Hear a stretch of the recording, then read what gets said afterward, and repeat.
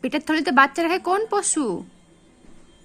মাম্মাম, পেটের থলিতে বাচ্চা রাখে কোন পশু? বলো। গুড। আর কোন পশু দাঁড়িয়ে ঘুমায়? রাত্রিতে পাহারা দেয় কোন পশু? আর নোংরা পরিষ্কার করে কোন পাখি? আর সব থেকে লম্বা পশু কোনটি?